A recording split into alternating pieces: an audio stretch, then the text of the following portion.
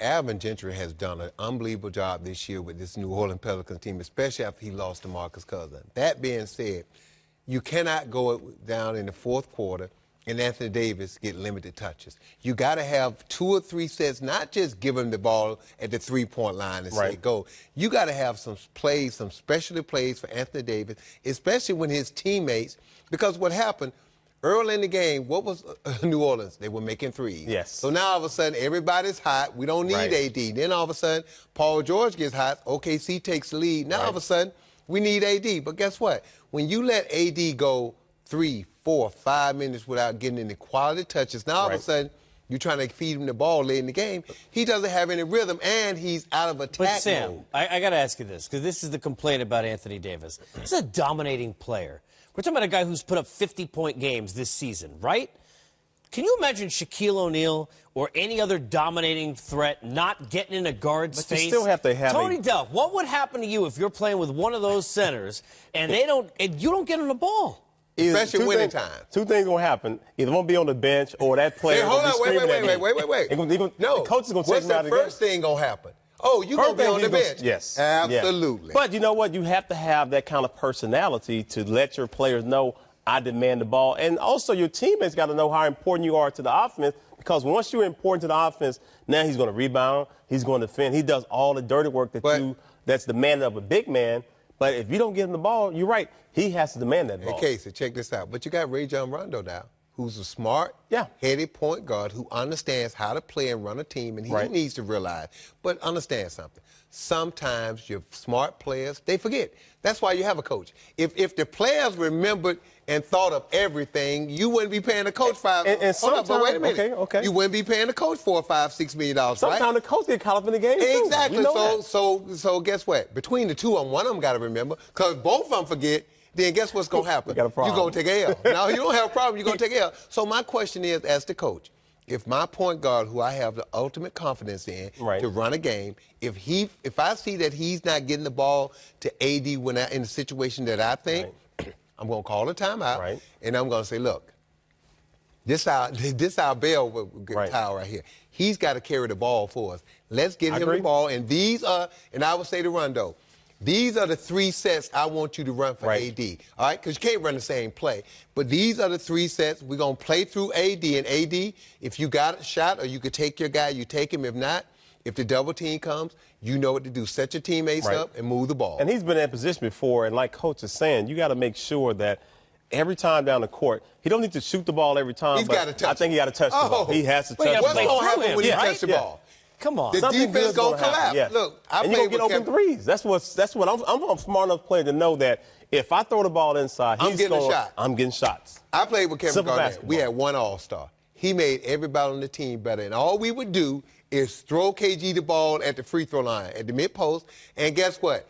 All of a sudden, the defense collapsed. And now all of a sudden, we're cutting, we're spacing, and we got open opportunities. Now, the defense running at us out of control. We can drive and kick. So a lot of things happen when a dominant player like Anthony Davis touched the basketball. And if he disappears in the fourth quarter in the playoffs, you know how many games they're going to win?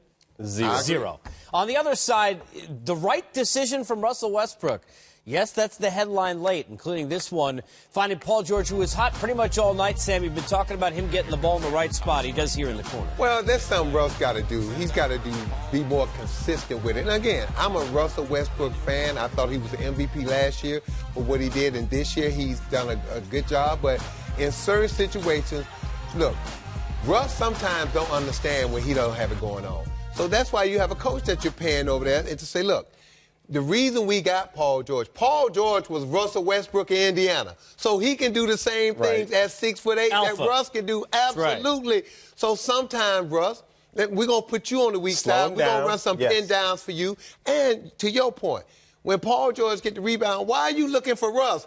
Push the ball and let Russ be a finisher sometimes. I think sometimes what Paul George does, he defers to Russ. And I think it's because they all do. It's been his team for so long now. So when you get the rebound, you're right. That he's able and capable of pushing the ball down. It's Russ' team. We already know whose team it is. Sam, it's been Russ' team since he's been there. That hadn't changed. He's the MVP. Coach, that hadn't changed. What do you think is going to change now that, okay, Carmelo comes over, Paul George comes over, that he's going to concede and say, hey, you know what? I'm going to let you guys, it's going to be your team. No, it's still his team. He has to figure out how to incorporate those guys. But that's how it separates LeBron and Russell Westbrook. It's LeBron's team, but he will find other people. Yes. In the abstract, when we talk about whose team it is, I get it. But in reality, Russ don't sign no checks for the other players on the team. No, that's he the doesn't. Oklahoma City Thunder team. Every player on that team has a equal share in the losses and the success. The coaches, front office, everybody. Right. So my point is this. Metaphorically, when you talk about it, it's Russ' team. He gets literal. He's going to get most of the blame, Yeah, though. but look. But in reality, let me tell you who's going to get the blame if OKC don't get Coach the blame. Donovan going to get the blame. Coach Donovan. Right. And then those 3 or 4 guys on the end of the bench, you know what's going to happen?